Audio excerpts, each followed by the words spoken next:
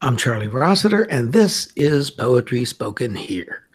Our feature today is Michael Koehler. He lives in the Fox Valley of Wisconsin, over a bar, 2 blocks from the river. Poetry, he says, is a major force in his life. And he's... Wait a minute, now I got distracted because I know what you're trying to tell me. Oh, let me start that again. What are you trying to tell me? My last name is Koehler. Koehler, damn. Well, then let's forget that. Jack, forget that intro, scratch, cut it. Okay, here we go. Man, I never knew that. Obviously, duh. That's because I'm mostly Mike.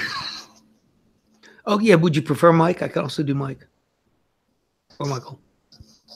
Mike is fine. Fine. I think I can remember that for a minute. I'm Charlie Rossiter, and this is Poetry Spoken Here. Our featured poet today is Mike Koehler. He lives in Fox Valley, Wisconsin, over a bar 2 blocks from the river. And poetry, he says, reading and writing it is a major force in his life. Now, recently, he posted a poem on Facebook that was just so beautiful and sensitive. And when I read that, I went right to my shelf and pulled out his couple of chapbooks and his book, Red Boots, and read right through all of them. And then I realized to myself, I was forgetting I should call him up and say, let's do a podcast. So here we are with Mike Koehler from Central Wisconsin, and we're going to talk about his poetry and whatever comes up. Hey, Mike, glad you're here. Nice to be here, Charlie. Glad to see you again. And when I ask if you want to talk about anything particular, you mentioned some things that are on your mind right now. Yes, I have a nephew/grandson who is embarking for Kuwait today. So I wanted to touch upon some of the issues that we have with violence and guns and sending boys off to war. So, okay, yeah. And were you particularly going to a poem on that, or yeah, I have 2 poems to touch on this, and I'm going to start out with it. All right, that sounds good. Sure. All right. Yeah. This is one from my chapbook, This is one from my chapbook, Tangletown. In Tangletown, the youngsters in their flannel shirts and ball caps on backwards must think I don't know of the gun they have down the front of their pants. They can kill with 1 shot. Some die in minutes. Some take years. When the police found the 3 bodies in the parking lot at Center Park, the whole town was stunned. How do ones so young give up so soon? Windows are closed, doors are locked against the angel of death abroad, but he reaps even in Tangletown. That Tangletown chapbook, all of the poems are Tangletown poems, right? You've created a thing there, a fictional village. It is. It's based on a neighborhood in a little town in the UP I grew up on, but very loosely. Although Eastern was a mining town, so a lot of my poetry is informed by that. Yeah, yeah. Way up there in the Upper Peninsula, huh? Yep. Okay. And this is one that I wrote in response to a shooting many years ago that I saw on TV. And it's from Notes from Skinner's Elbow. It's called Drive-By. This, then, is what blood comes to.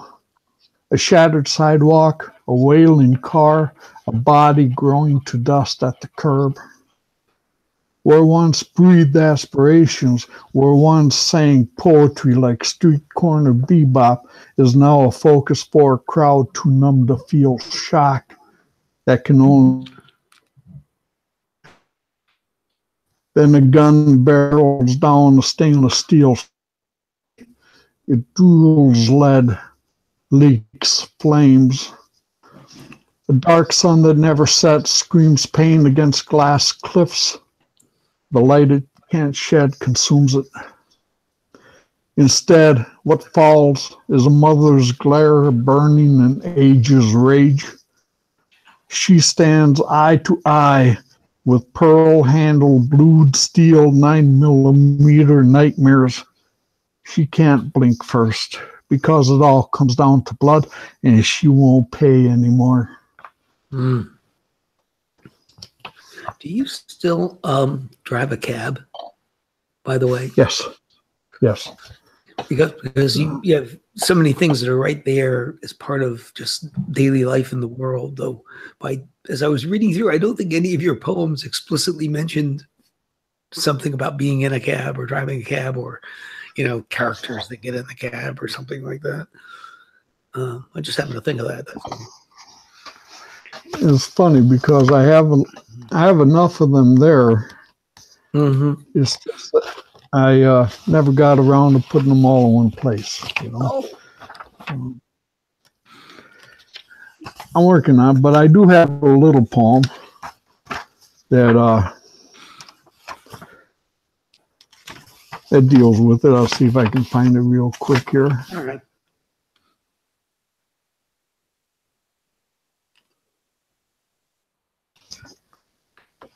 You froze, Charlie.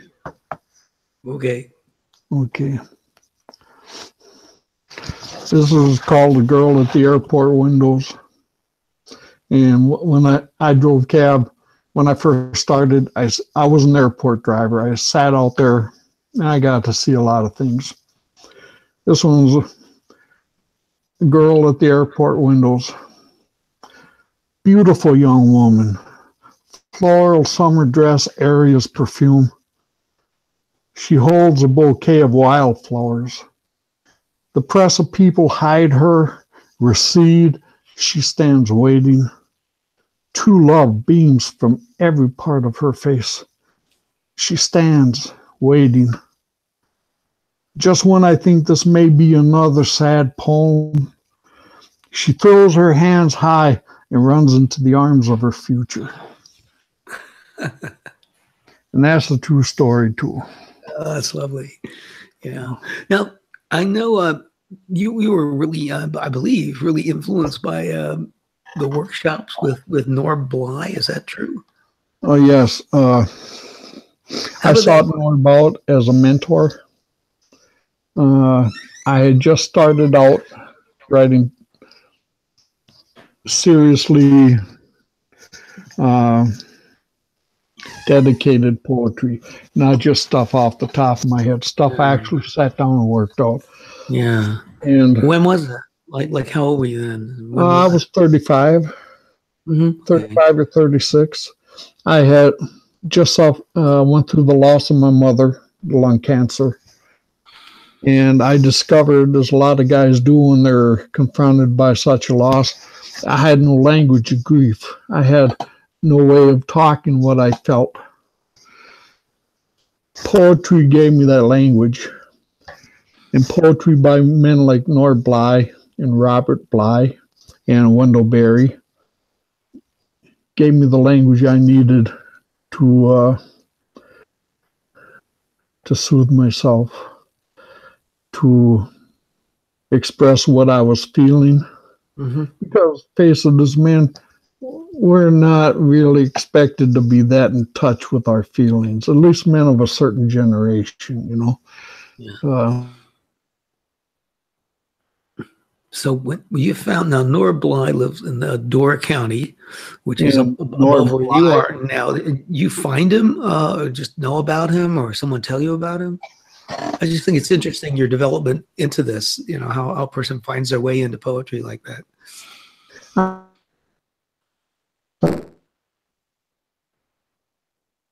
Yeah. Also a mentor for me. And while I was going through the grief of my mother's death, she was going through the grief of her son Chris's death. And I sought her out because the first stop I make when I want to learn anything is to go to the library. And she has a bunch of books there. I picked a couple out. I read them. What? No, who is that? We're getting some sound misses here. We talked, and to encourage me, she recommended some poets. Wendell Berry, Naomi Shihab-Nye, Norbert Bly. So then I went and found everything Norbert ever written, what I could find in our library, or little library. I read it, and what attracted me to him was his urban voice. That, you know, I started out writing basically what were nature poems. But then when I read Doorsteps and some of his other books, and he was talking in such an urbane, suburban patois, and he knew the slang, he knew the code words, and it just really fascinated me. And that's kind of where Tangletown came. It was a way for me to get away from writing nature poetry, true, but it also let me get a little funky. Yeah. You know? So, and I experimented a lot when I was writing for Tangle.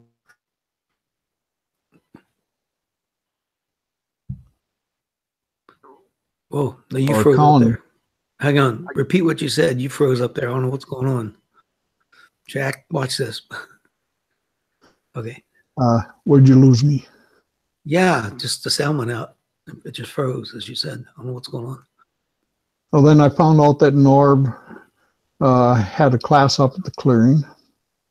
And so I got a hold of him. He offered me a scholarship.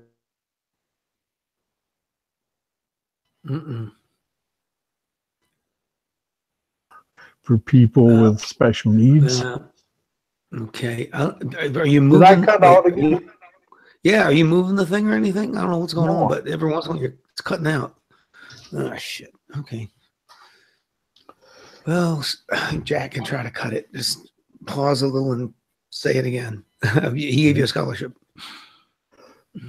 So he gave me a scholarship. No, he just went silent. Yeah. Gave me a scholarship to attend his writing class up in Door County. Okay. So I went up there, and I was just blown away by the place for sure. I met Nor Bly. He was such a presence. No matter where he was, he commanded attention. And I thought, you know, I thought right off the bat, what's a guy like this doing having time for a guy like me? But he did. He took the time. I showed him a couple of poems that I had written as an exercise at the class. And he looked at them, he read them, he said, "This is good, write some more. Write some more about this place. Go into it as deeply as you can." He recommended that I read Sherwood Anderson's help me out here. Is that our town? Winesburg, Ohio. Yeah. Right, Winesburg, Ohio. Milkwood. The collection of poems, Milkwood, by somebody else. I'm sorry, I can't remember. Yeah. But so after the clear, go back and repeat from after the clearing. I don't know what the hell's going on. Is there a better place to go where you are to get a better connection? Maybe. I don't know. No, this is it. Okay. Well, we'll forge ahead. So you said we were going to say after the clearing. Yep. After the clearing, I went home, and I wrote, and it was like an obsession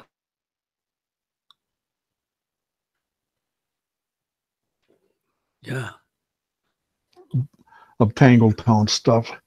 Most of it wasn't any good, but the ones that I liked, I sent to Norv. He would read them, give me suggestions, put the ball back in my court. I'd work on them again, Right. and this went through the entire process before he accepted Tangletown for publication at his press.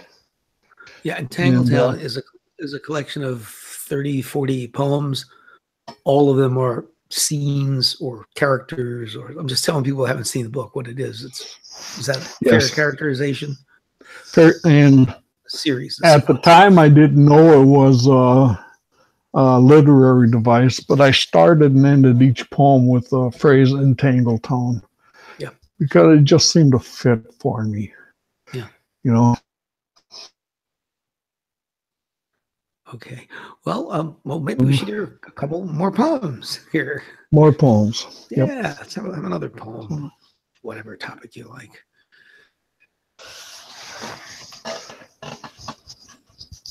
Do you want another poem? Sure.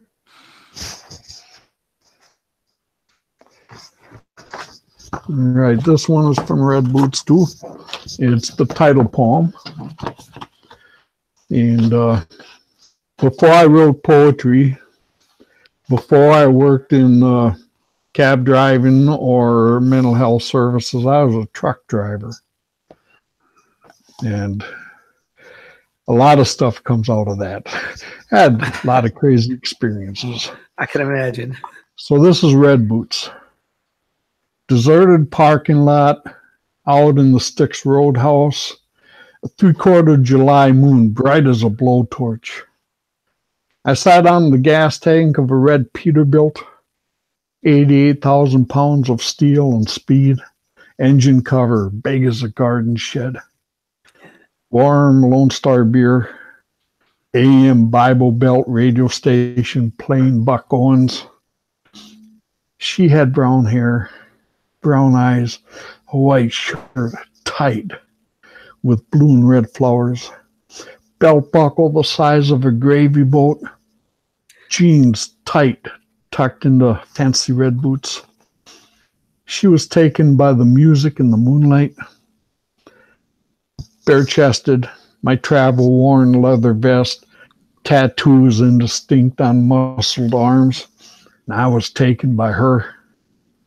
She danced to songs of heartbreak, songs of wanting, songs of sorrow and redemption.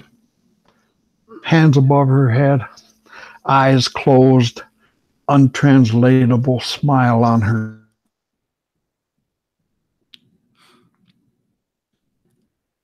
Smile on her.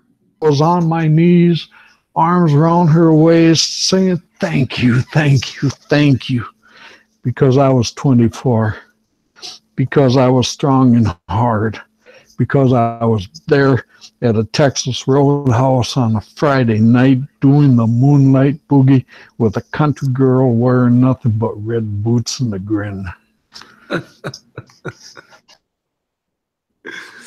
It's vivid. That's all there. I get the picture. You what I can really see, because you only see it in certain places, is you with the leather vest. You know, you don't see the guys with just the no shirt, the leather vest, a lot of places, but it's a look. And I can back then I could see that. Yeah. Back then I could pull the look off, not so much anymore. Yeah, but I just immediately could see that. Chris the Red Boots is pretty vivid too. I can't believe it's been 3 years since she passed away. Whoa. After she had died, I kept a notebook, and I would write letters to her as a way of keeping her alive, I guess, keeping her close to me. And because, frankly, I had no one else to talk to at the time who would understand what a loss I was going through, except her daughters, and her and I are Yeah. Her daughters and I became quite close. But, the other day, I decided to put all of them in one place. And I guess you read it on Facebook. Yes, I did. And Right. Yes.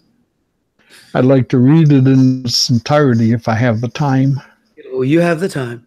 Right. Feel free. I just want to watch. If I signal you on something, it means your audio cut out, and we'll go back and repeat it. So we'll try not to miss anything. Okay. Okay. I'll try to do that. We'll just have to try to work with it. Okay.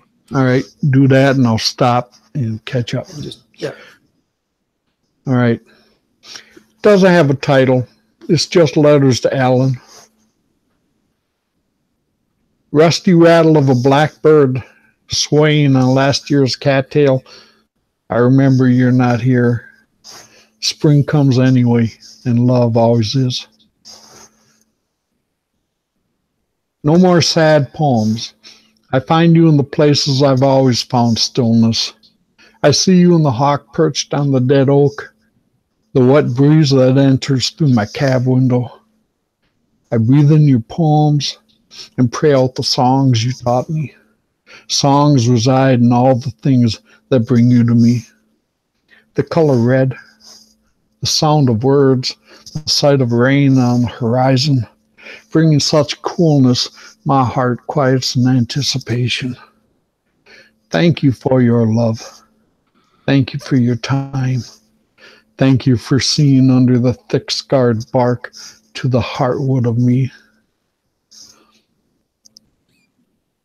My friend Ellen loved days like this. Everything is immense.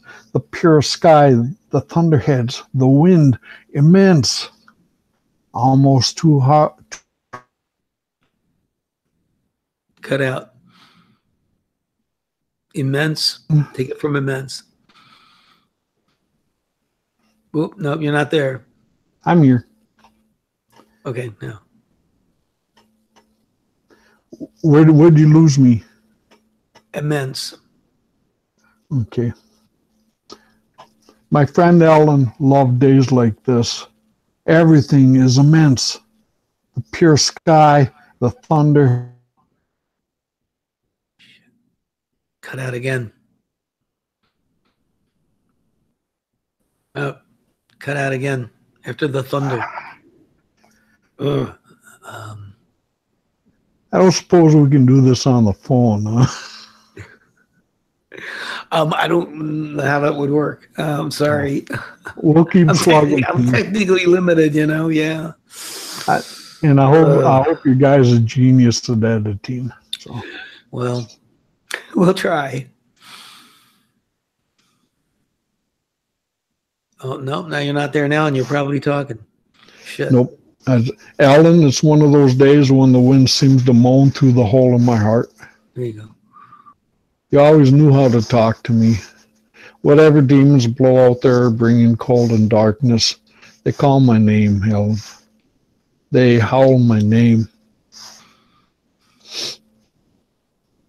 My dear friend, there has been a lot of rain since you died. That word still trips on my tongue. I know you walk the path of souls, sing amongst your ancestors, dance with your son. One of your first gifts to me was the language of grief. Chris had just passed. My mother had just passed. It helped you to share. It helped me to listen. I know you are proud of your daughters, strong women all. They stood together to honor you. I thank them for sharing you with me.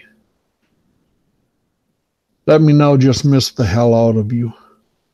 As always, you have my love. Dear Alan, I told Carrie sometimes these bottomless moments of sadness fall on me. An elevator drops 20 floors in 2 heartbeats, and I never feel the stop. She said she knew this feeling well. Cut out. Knew this feeling well. And I drink too much of these days. I don't like poetry or food or music. I miss talking to you. My dear friend, you were much in my thoughts today. High wind, lightning, heavy rain, peaceful. I'm writing you from a quieter place now. Your girl No, cut out after from a quieter place. you wrote, the place you return to after your travels. Went to the mall to read your poem. Everywhere I go, you are there, and that gives me so much comfort. Dear Ellen, I am so sorry. You would be sad to see me in the straits I'm in. See, I haven't found a pillar to replace you. I thank Great Spirit for your daughters. They hold me up. We hold each other up, but we have been weakened by grief, and some of us may be running on fumes. I feel spread thin, like spider webs I see now in the fields, breaths of silk. Then the first serious wind shreds me. It's hot, rainy. I woke early. The sky was orange in the west before the sun even rose. I woke early. The sky was orange in the west before the sun even rose, and I knew there was a hard wind coming to blow and blow. Dear Alan, it is so much easier to think of you when the sun shines. Remember the picnic at the trout pond we never got to have? Well, Good bread, okay, well, grapes, cucumbers. the trout pond we never had, and it cut out. Remember the picnic at the trout pond we never got to have? We would have drunk wine, cheese, and good bread, smuggled wine in a soda bottle, maybe fed the turtles and minnows and the odd duck or two. Poems, I'm sure, would have been read, maybe later written. Sad that we never found the time. Yesterday I went there alone. As I said, I drank wine, cast bread, thought of poems, thought of friends, thought of picnics alone. Today, a year ago, you went to the clearing at the end of the path. Everything I remember about you is precious to me. The crabapple tree in my yard burst slowly into white flame. Soon petals will cover the new grass, blow away on the first insistent wind. I miss you, my friend. Your poetry, your wisdom, and unconditional love. I don't know if you camp in the high deserts of heaven, or are redecorating Valhalla, or if your soul finds its home in the heart of a star. It is just beautiful. It really is. So, how am I doing on time? That pretty much does it. That was really good putting it all in one place. I hope you can put it in a block that makes sense. And yes, and listeners, we have a little technical difficulty here, but when there's a poetic voice we want to bring you, we want to do it just the best we can. So, Jack will do some masterful editing here, and you'll get the point. I do believe and get the feeling. So this has been really great, Mike. So glad you could do this. Charlie Rossiter, you're listening to Poetry Spoken here with Mike Koehler out there in central Wisconsin.